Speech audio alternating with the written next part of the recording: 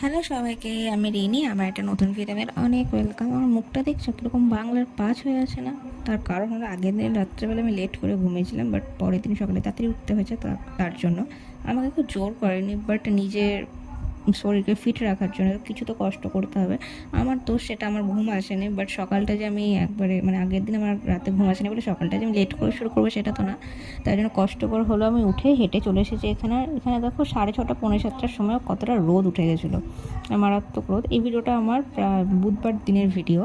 তো যাই হোক, তো সকালে এখানে হেঁটে এসে আগে জল খেয়ে নিয়েছি, কারণ প্রচণ্ড জল তেষ্টা পেয়ে যায়। গরমকালে তো বেশি বেশিই পাবে জল তেষ্টা।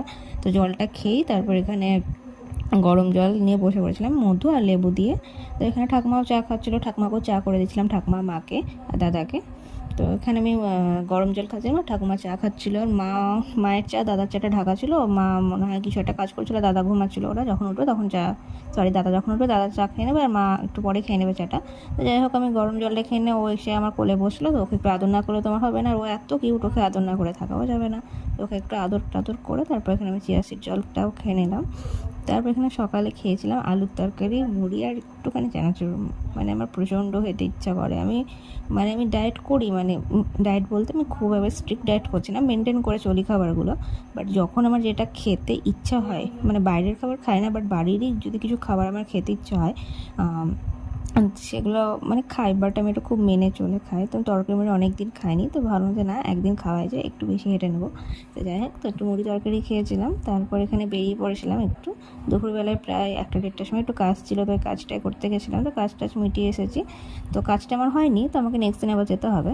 তো কিছু করার নেই, তো যেতে তো হবে। তো এখানে এসে তারপর ভাত খেয়ে নিয়েছিলাম ফ্রেশ হয়ে। এখানে মা করেছিল ভাত, কুমড়োর শাক, তারপর মাছের ঝোল ডাঁটা দিয়ে। আমি আলুটা নিইনি, সিম্পল এটা দিয়ে খেয়েছি। তারপর এখানে দুপুরবেলা আমি যে কী করছিলাম বাইরে এসে তা জানি না। দুপুরবেলা সেদিনকে আমি আর শুইনি। তো তারপর আমি হাঁটতে বেরিয়ে পড়েছিলাম। এখানে দেখো কত ক্যালোরি আমি করেছি, বার করেছি 118 ক্যালোরি।